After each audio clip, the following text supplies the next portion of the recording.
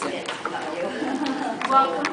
I might not have met you. I think I met you in her. I think we had that. We did, yeah. Oh, So, okay. you know, we had that. Yeah, no. I hate interrupting, and I was necessarily introducing Martha because everybody really knows her for the most part, but I'm going to do it anyway. Martha is President and CEO of Field Associates, one of our favorite people at Oklahoma Compact. Has been working with us a lot to move us forward, and part of the speaker series has to do with her support and thinking through how we might be more visible and provide more services to our membership, to the folks who are signers of the Compact. So it's fitting that she is here to launch her new book. Actually, you launched it already at the Urban Youth Conference, but officially this is like the first book signing. This book's first book signing, so you get to be privy to that and also get to experience the experience of Martha. And if you've had it before, it's just like starting all over again. So I'm going to let you do all of your intros, but I would love for you guys to go around and introduce yourself to each other. So if you don't know who's in the room, your name, organization, and something you would like to get out of today so that Martha can be prepared. And so you want to start? Okay. My name is Herstor, and I'm the principal of Advocate Consulting, and that's an organization, that's a consulting one-man firm that deals with arts and education and community engagement. And I'm very interested in seeing this baby come that has been born. That Martha has been talking about. We were colleagues, co-colleagues in the urban youth planning process, so we were very much part of how to tell the story of Boston over the last 35 years in terms of where its progress is and where its serious work is yet to be done. And so I'm very eager to see and hear what Martha has brought all together. And I'm also very proud that my husband's photography, West photographer, is represented in her book. So of course I'm interested in that as well. My name is Kay Oshima. I'm actually currently a grad school in grad school agricultural resources. I'm actually starting to intern at Town of Brookline. So there I understand I'm actually referred into yesterday. So I don't really know what's going on yet.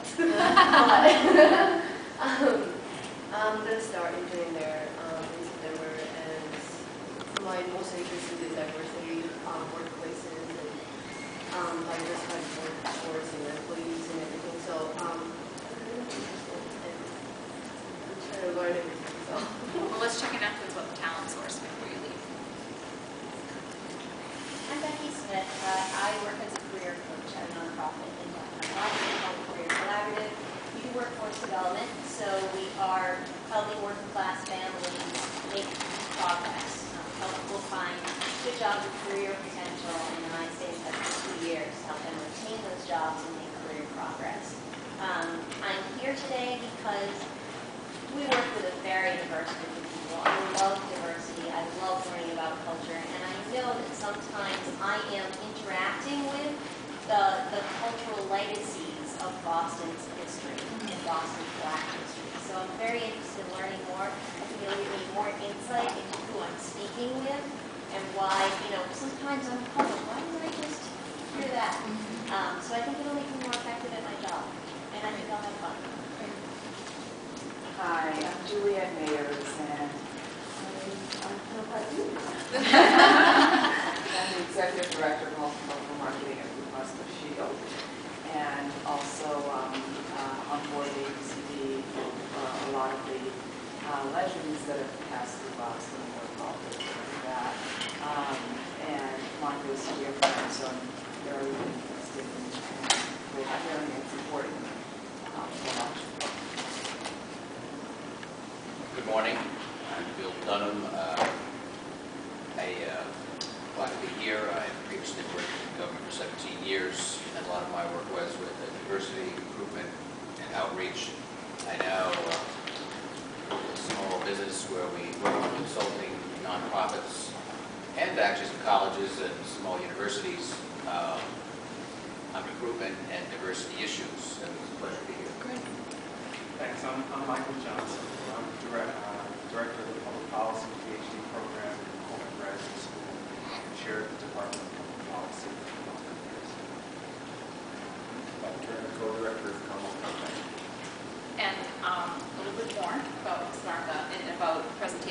think about, why it's a fit for the kind of thing that Commonwealth Compact does. That it's not just the obvious in that it's a book about Black history in Massachusetts or Boston in particular, but because if you don't start from a place of learning about different cultures or history in general, it's hard to figure out how to move forward. And so in thinking about the employers that we work with, we want them to have lots of different opportunities to find that learning. And so, Martha's a good person to bring that to life for folks, but it's also a beginning of a conversation if folks haven't had it yet. And there are many more authors who are present who will also have book signings here and just abroad in Boston and in Massachusetts. But the idea is that we have to keep seeking opportunities to learn in order to move forward. And if you're going to develop a diversity plan, you have to have some understanding of the context of history, who's done what before, what are the best practices, and what of those best practices might apply to where you work. And that's part of what Commonwealth Compact tries to bring to the table for you. So, and I thank you for being willing to present here and to share your expertise. All right. First of all, thank you so much, Georgiana. Oh my goodness. I just really want to thank both you and Bob for giving me the opportunity to work with the Commonwealth Compact. And it's just been a wonderful experience. And I'm going to tell you, today is really, really important to me because this is actually my first real book signing. Because while I've signed a lot of books, I actually haven't talked about my book openly to the public until now. So it is a pleasure and an honor to be here, and I especially want to say thank you to my dear friend Juliet, my best friend, and my other dear friend, Libby Shufro. Because as you will see within the book, as she mentioned, her husband, Don West, who is one of the premier photojournalists of the world, has actually supplied many of the historical photos that you will see that are in my book. I want to just share with you sort of my journey in writing the book. This is actually a placeholder. The real book is going to be unveiled September the 15th at Harvard University at a Global Diversity Leadership Conference. But what I wanted to do was, for the Urban League that was coming, I wanted to make sure that people understood what the history is of Black Boston. And when I started doing my research for this, I found out that the last time that a history book had been written about Black Boston that was comprehensive, can anybody guess when that was? It was 1992. And having been here 40 years this month in Boston, I said, gee, there's been so much that's taken place. And it was also significant to me that the Urban League that took place in South Boston, when I came here in 1971 as a college student going to Boston University, I had a very interesting experience about going to South Boston. So I'm straight from, Hampton, Virginia, and I'm here in the big city, and I have to go for a work-study assignment, and so I see this great job, on the board. And it's a place called South Boston that is the place where the job is going to be. It's working with after-school kids, for kids with an after-school program.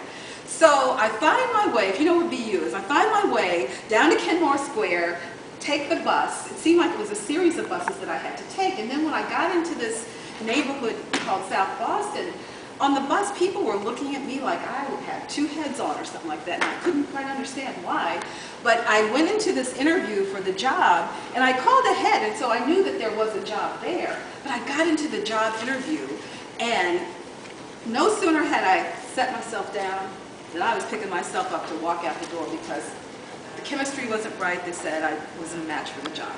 So that's fine. So I just make my way back to BU.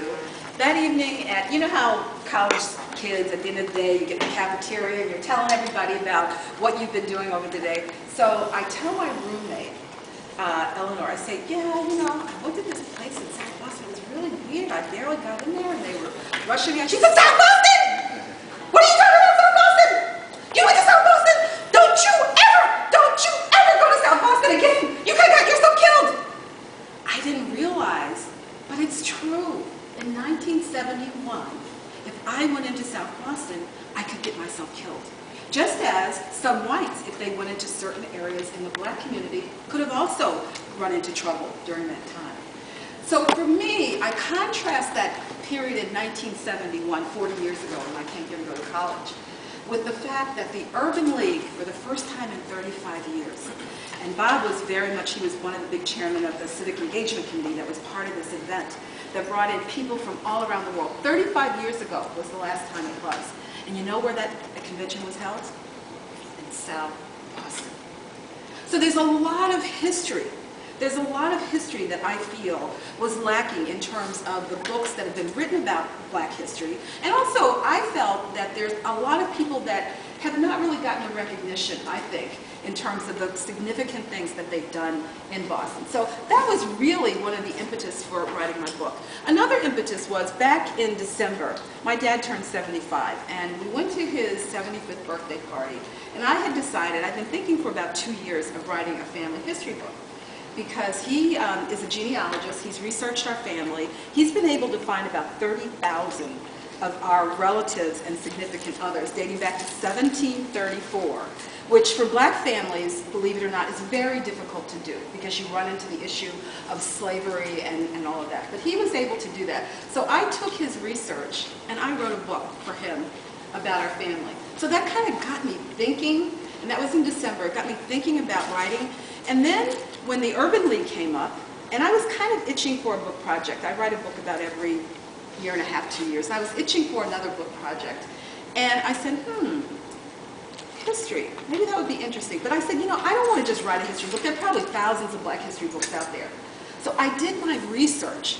And I also, believe it or not, I stumbled upon something very interesting. The Boston Public Library has an extensive collection of Black books, books about Blacks, about history.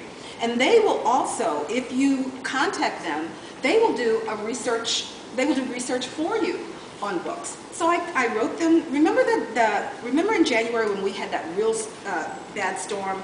It dumped like, I don't know, 15 inches, and then 2 days later it dumped like 20 inches or something like that. It was on that second day that I was like snowbound in the house, and I got this email about the Boston Public Library. I said, well, let me try and see what's going on there.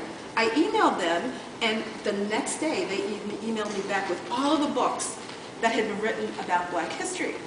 And I noticed that the last book was written in 1992. So that kind of said to me, I've got my project, I really want to do this. The Urban League is coming, I want to move forward. So that's what I did. So that gives you a general sense of why I wrote the book. What I wanted to do is I want to start out, I want to tell you about some of the decades and what I revealed in my book. But I also want to start by giving you a quiz. So I'm going to ask you to, this is the handout for today. Okay, if you'll just go on the back of the handout, and I'm going to ask you some questions. And for each question that I ask you, if you get the question right, just go on the back of it, right? For each question, oh, I'm sorry, yeah, there is another one. For each question that I tell you is the right answer, you're going to be